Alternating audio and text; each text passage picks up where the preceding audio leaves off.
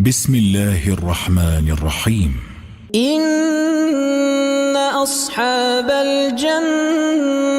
اليوم في شغل فاكهون هم وأزواجهم في ظلال على الأرائك متكئون لهم فيها فاكهة ولهم ما يدعون سلام قولا من رب رحيم وامتازوا اليوم أيها المجرمون ألم أعهد إليكم يا بني آدم ألا تعبدوا الشيطان إنه لكم عدو مبين وأن اعبدوني هذا صراط مستقيم ولقد ضل منكم جبلا كثيرا أفلم تكونوا تعقلون هذه جهنم التي كنتم توعدون اصلوها اليوم بما كنتم تكفرون اليوم نختم على أفواههم وتكلمنا أيديهم وتشهد أرجلهم بما كانوا يكسبون ولو نشاء لطمسنا على أعينهم فاستبقوا الصراط فأنى يبصرون ولو نشاء لمسخناهم على مكانتهم فما استطاعوا مضيا ولا يرجعون ومن نعمره ننكسه في الخلق أفلا تعقلون وما علمناه الشعر وما ينبغي له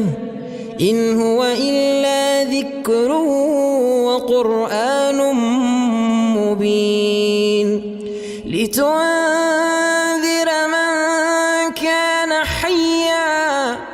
لتنذر من كان حيا ويحق القول على الكافرين بسم الله الرحمن الرحيم الرحمن علم القرآن خلق الإنسان علمه البيان الشمس والقمر بحسبان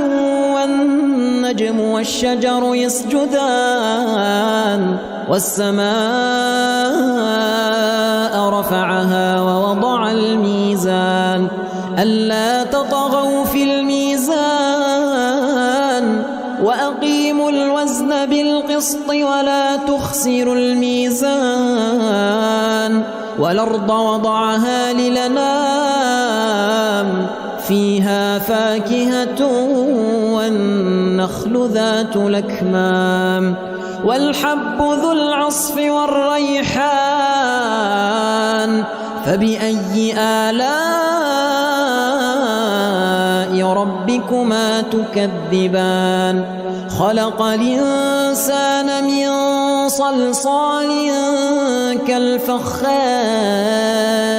وخلق الجان من مارج من نار فبأي آلاء ربكما تكذبان رب المشرقين ورب المغربين فبأي آلاء ربكما تكذبان مرج البحرين يلتقيان بينهما برزخ لا يبغيان فبأي آلاء ربكما تكذبان يخرج منهما اللؤلؤ والمرجان فبأي آلاء ربكما تكذبان وله الجوار المنشآت في البحر كالأعلام فبأي آلاء ربكما تكذبان كل من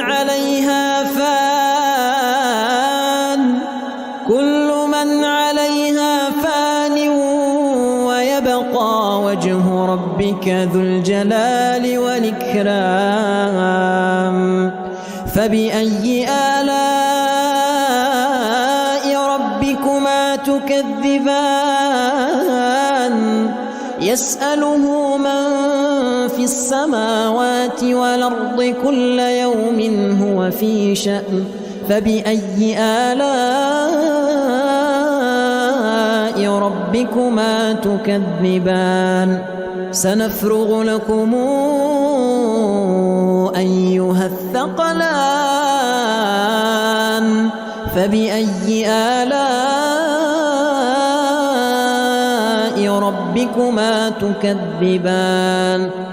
يا معشر الجن والإنس إن استطعتم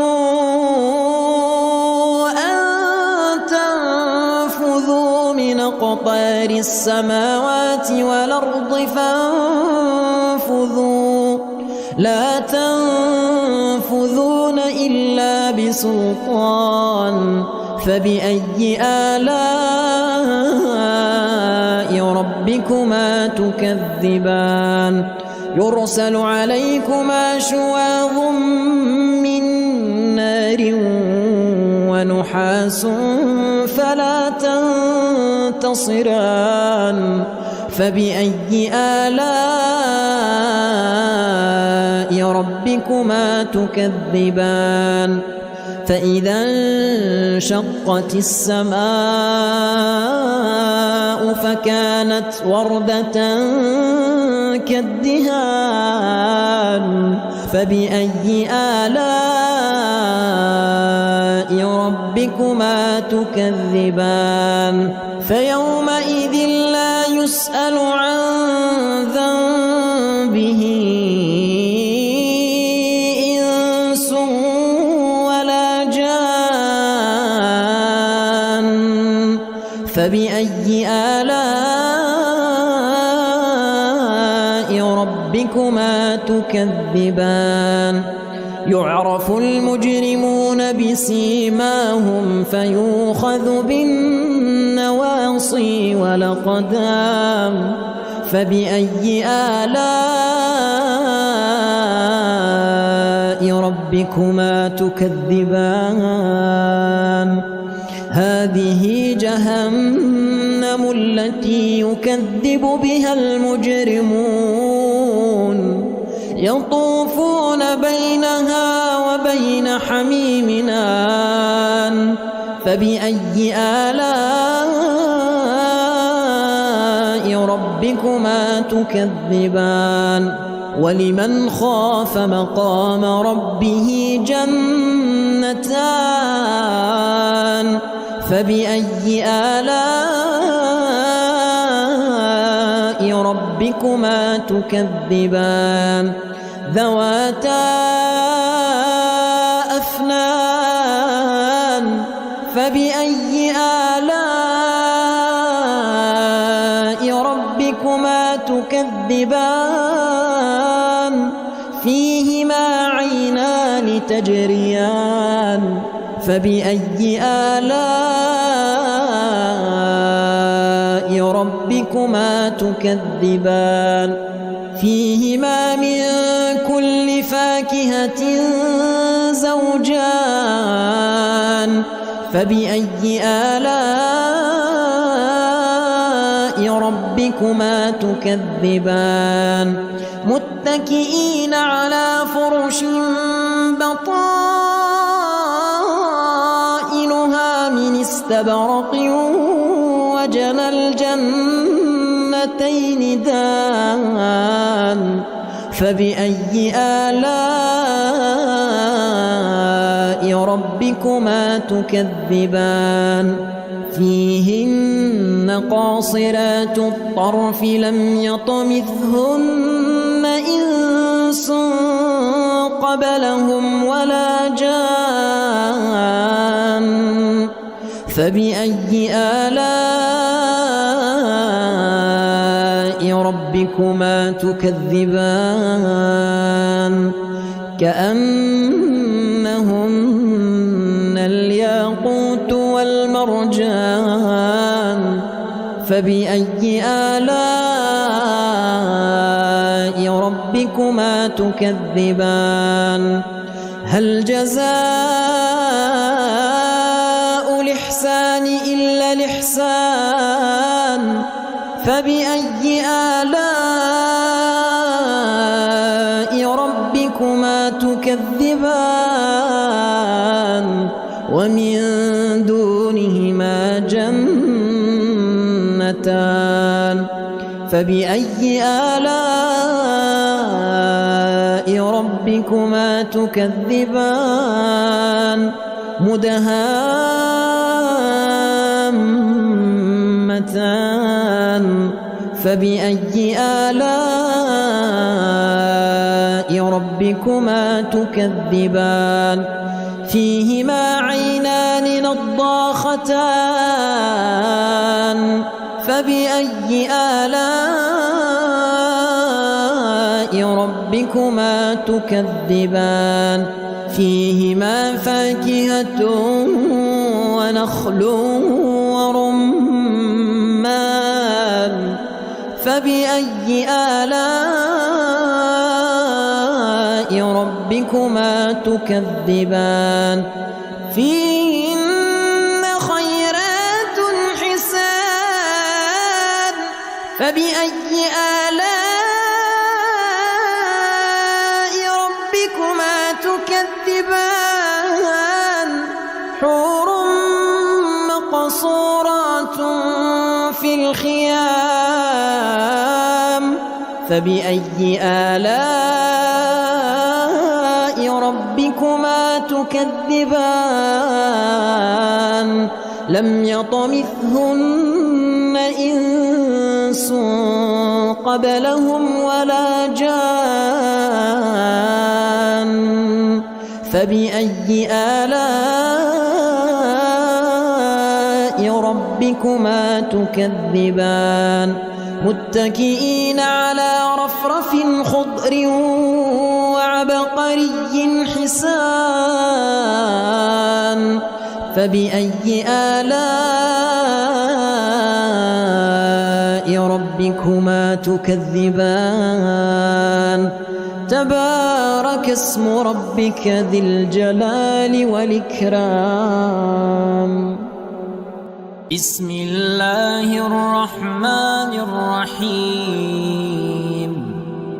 تبارك الذي بيده الملك وهو على كل شيء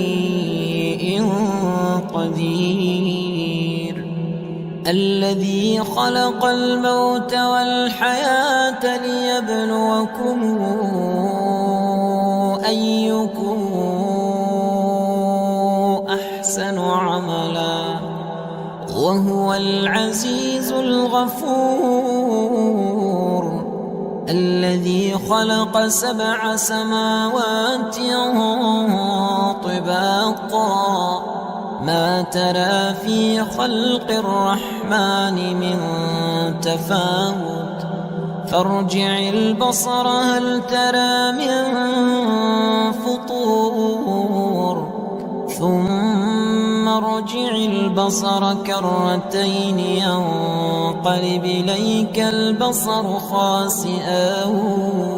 وهو حسير ولقد زينا السماء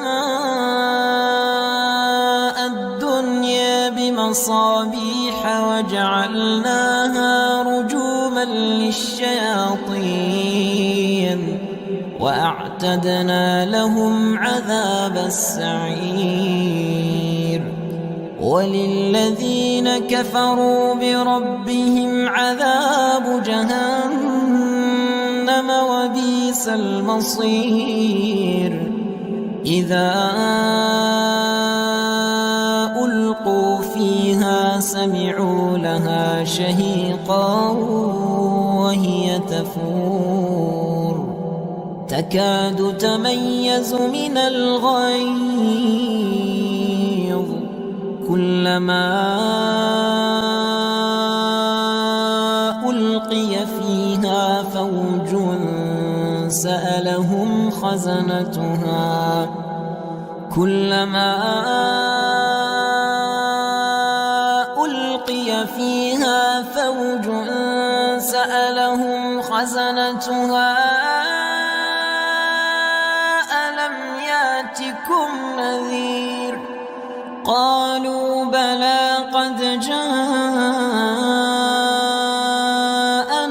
نذير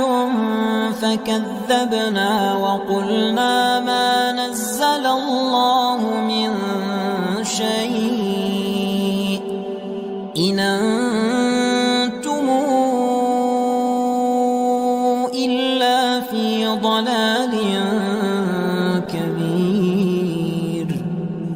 وقالوا لو كنا نسمع أو نعقل ما كنا في أصحاب السعير فاعترفوا بذنبهم فسحقا لأصحاب السعير إن الذين يخشون ربهم بالغيب لهم مغفرة وأجر كبير وأسروا قولكم أو اجهروا به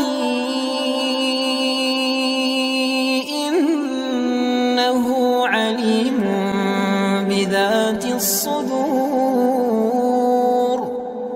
ألا يعلم من خلق وهو اللطيف الخبير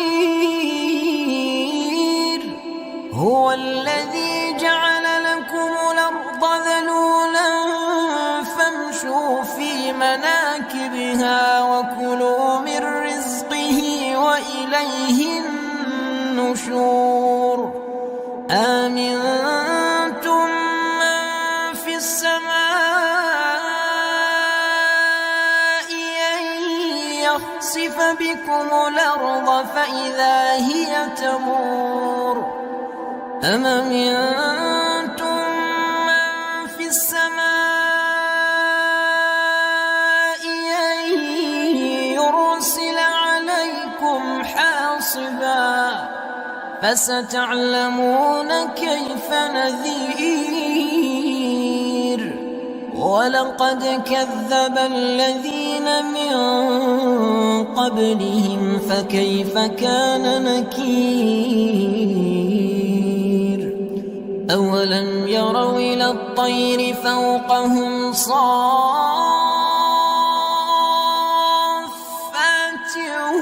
ويقبض ما يمسكهن إلا الرحمن إنه بكل شيء بصير أمن هذا الذي هو جند لكم ينصركم من دون الرحمن إن الكافرون إلا في غرور أمن هذا الذي يرزقكم إن أمسك رزقه بل لجوا لجوا في عتو ونفور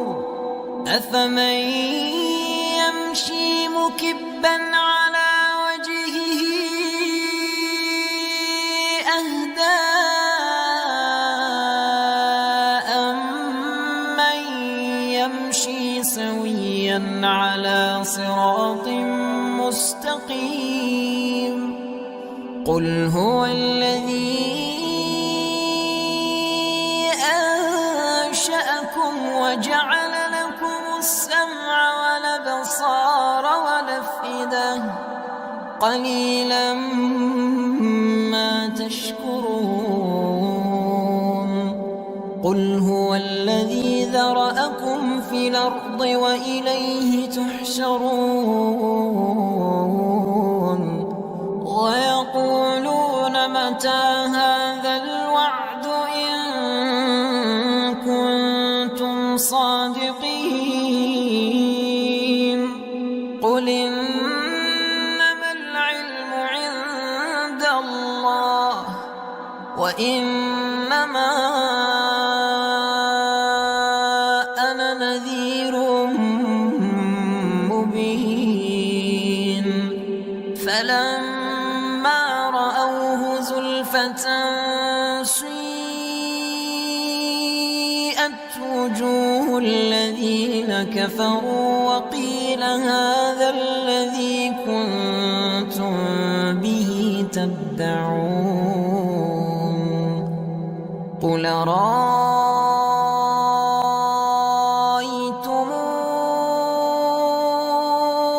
إن أهلكني الله ومن معي أو رحمنا فمن يجير الكافرين من عذاب أليم قل هو الرحمن آمنا به وعليه توكلنا فستعلمون من هو في ضلال مبين قل أرأيتم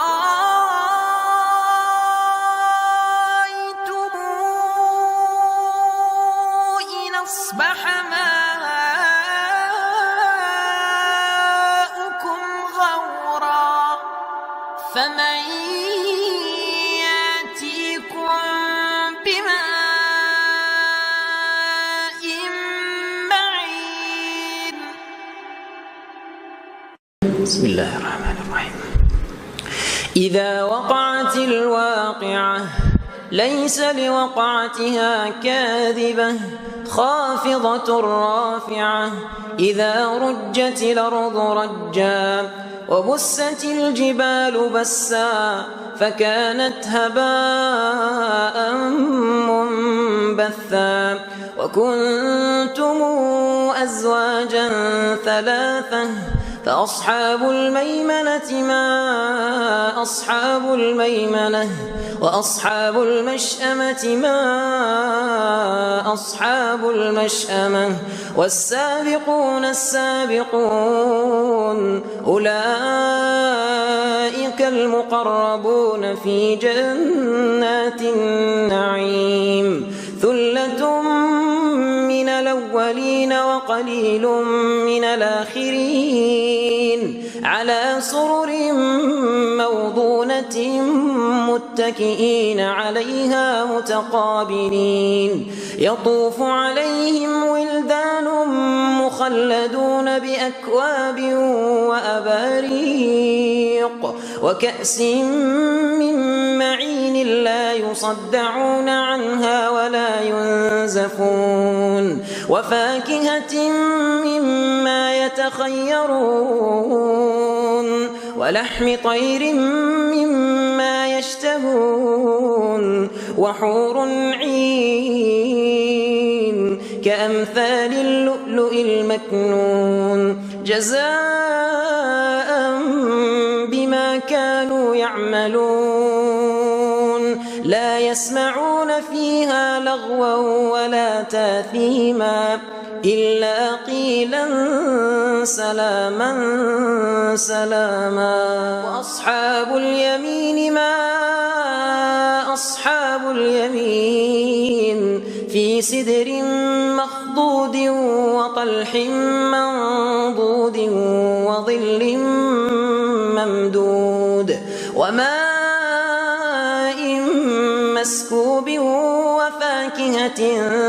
كثيرة لا مقطوعة ولا ممنوعة وفرش مرفوعة. إنا أنشأناهن إنشاء فجعلناهن أبكارا عربا أترابا لأصحاب اليمين ثلة من الأولين وثلة من الآخرين. وأصحاب الشمال ما أصحاب الشمال في سموم وحميم وظل من يحموم لا بارد ولا كريم. إنهم كانوا قبل ذلك مترفين وكانوا يصرون على الحنث العظيم وكانوا يقولون أئذا متنا وكنا ترابا وعظاما إنا لمبعوثون أو آباؤنا الأولون. قل إن الأولين والآخرين لمجموعون إلى ميقات يوم معلوم. ثم إنكم أيها الضالون المكذبون لآكلون من شجر من زقوم فمالئون منها البطون فشاربون عليه من الحميم فشاربون شرب الهيم. هذا نزلهم يوم الدين. نحن خلقناكم فلولا تصدقون. أفرأيتم ما تمنون أنتم تخلقونه أم نحن الخالقون. نحن قدرنا بينكم الموت وما نحن بمسبوقين على أن نبدل أمثالكم وننشئكم فيما لا تعلمون. ولقد علمتم النشأة الأولى فلولا تذكرون. أفرأيتم ما تحرثون أنتم تزرعونه أم نحن الزارعون. لو نشاء لجعلناه حطاما فظلتم تفكهون. إنا لمغرمون بل نحن محرومون. أفرأيتم الماء الذي تشربون أنتم أنزلتموه من المزن أم نحن المنزلون. لو نشاء جعلناه أجاجا فلولا تشكرون. أفرأيتم النار التي تورون أنتم أنشأتم شجرتها أم نحن المنشئون. نحن جعلناها تذكرة ومتاعا للمقوين فسبح باسم ربك العظيم فلا أقسم بمواقع النجوم وإنه لقسم لو تعلمون عظيم إنه لقرآن كريم في كتاب مكنون لا يمسه إلا المطهرون تنزيل من رب العالمين أفبهذا الحديث أنتم مدهنون وتجعلون رزقكم أنكم تكذبون فلولا إذا بلغت الحلقوم وأنتم حينئذ تنظرون ونحن أقرب إليه منكم ولكن لا تبصرون فلولا إن كنتم غير مدينين ترجعونها إن كنتم صادقين فأما إن كان من المقربين فروح وريحان وجنة نعيم وأما إن كان من أصحاب اليمين فسلام لك من أصحاب اليمين وأما إن كان من المكذبين الضالين فنزل من حميم وتصلية جحيم إن هذا لهو حق اليقين فسبح باسم ربك العظيم